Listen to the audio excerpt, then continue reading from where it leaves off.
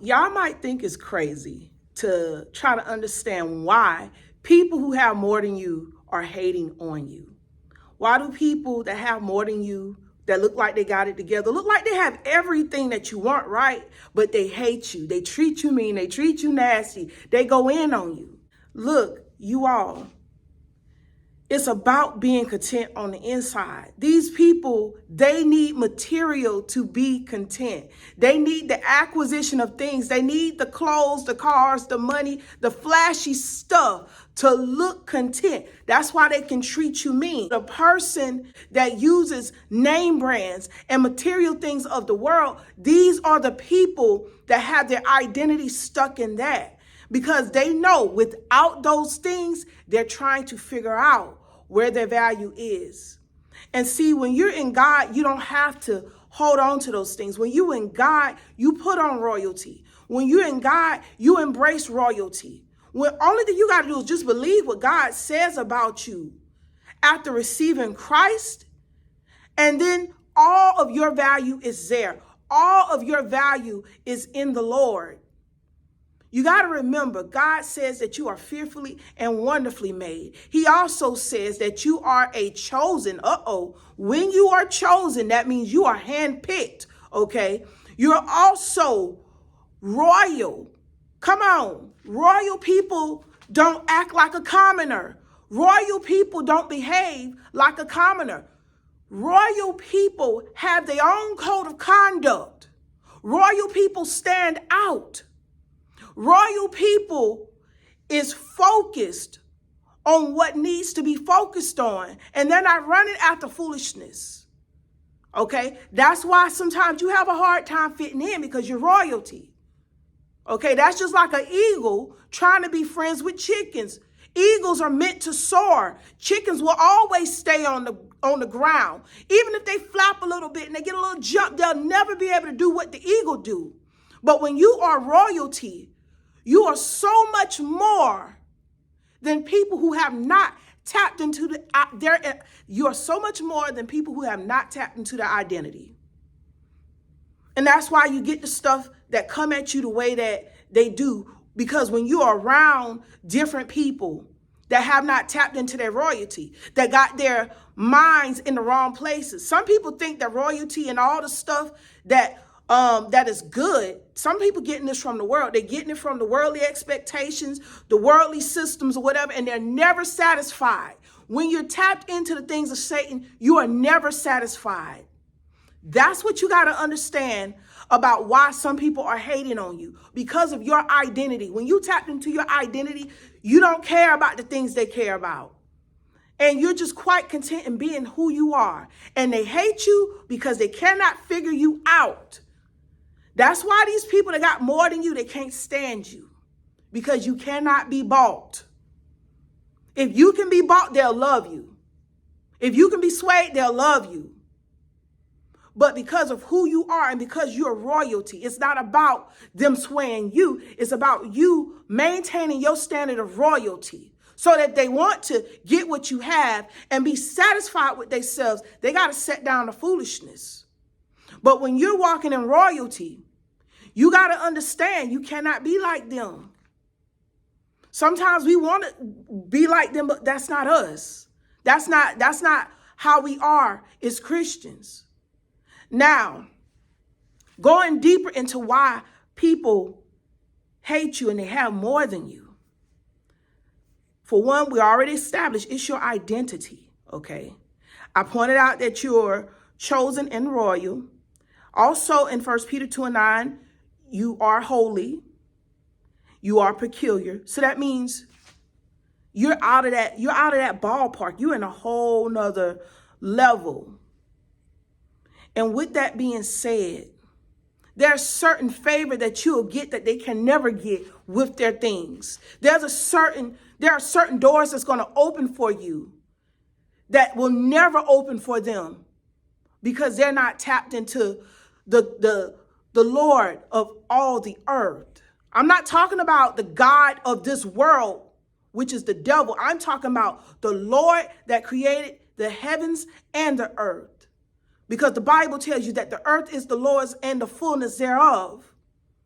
So when you tap in with the creator of all things, nothing else matters.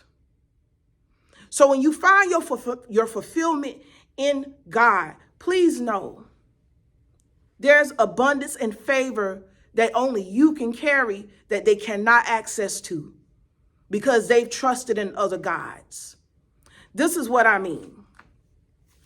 There are certain people, they make covenants, maybe intentionally or unwittingly, but however they did it, they're following those covenants. And when they see good things in their lives, they think, oh, it's coming from God, the creator of heaven and earth. But they have tapped into an ungodly covenant, which means the things that they're getting is not coming from where they think it's coming from. And you got to understand, satisfaction with the devil is short-lived. Satisfaction with the devil is short-lived. So you got to tap into God, because your favor, your abundance, when it comes to God, it adds no sorrow. And when you put your trust in God, when you put your being in God, you ain't gonna have time for that jealousy. You ain't gonna have time to wonder about what the next person is doing. Now, people who are jealous of you, they do cruel things to you. The Bible tells you that jealousy is as cruel as the grave in Solomon 8:6. So people that are mistreating you, and again, they have more than you, but they're finding it not robbery to mistreat you. They're jealous. In some way, they're jealous. I don't care if you think, well, I don't look good enough or I'm not just enough. I don't understand why. Some of them have problems that you don't have, and they're jealous of that. You don't know how somebody's looking at you when you walk in the room. Sometimes some people hate you off face value. And if they meet you and they hate you automatically, and they don't even have prior knowledge of you, it's what's in their spirit. And see, you got to understand, if a person has Satan in their spirit, if a person serves Satan with all their heart, mind, soul, and spirit, even though they might say they love the Lord, but they serve the devil, they're going to hate somebody that walks in with light. They're going to automatically hate somebody that walks in with purity. Why? Because the devil already has judgment on his life, on his existence.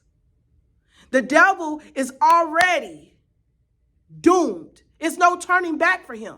So whoever has the devil in them, they're going to hate anyone that has some type of future with God. So you got to understand, people that rock with the devil, they're already facing a similar fate unless they repent. So when you get to know who these people are, pray for them. Call their name out in prayer. Pray that God helps them to see who the real enemy is. Because these people, because they rock with the devil have them thinking that you're their enemy. They don't like you because you come with the light. And I ain't gonna even lie. Before I started my Christian journey, there were certain things that would agitate me because I was not walking with God. There were certain things about a believer that would agitate me because I was not walking with God. So I want you to understand how this works.